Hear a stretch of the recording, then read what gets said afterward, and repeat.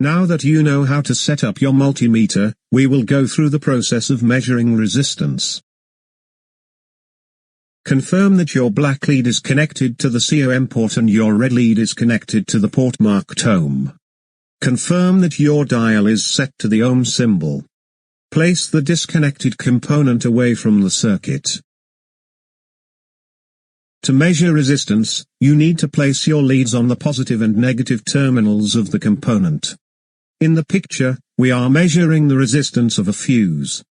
Notice that one lead is touching the positive end of the fuse. The other lead is touching the negative end. When your leads are touching the component, you will see a value appear on the multimeter display.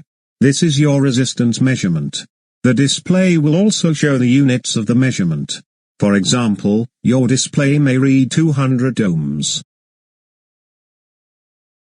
Recall that some multimeters require you to manually set the range of your measurement. If your multimeter is not auto-ranging, you may need to adjust your range to get an accurate result. Do this by slowly turning the dial to a lower range setting. Stop once you have an accurate measurement. If your multimeter is auto-ranging, the multimeter will automatically change the range. By automatically changing the range, your multimeter shows you the most precise value.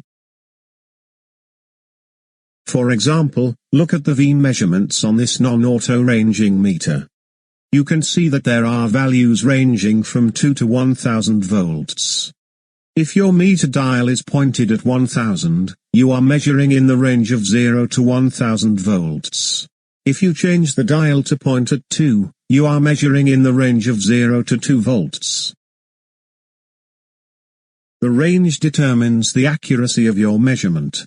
If you measure a 2 ohms resistance at a 2000 ohms range, your precision will be very bad. By decreasing the range, you will get a more accurate result and more decimal places on the measurement. In this section, you learned how to measure the resistance of a component. In the next section, we will teach you how to measure capacitance.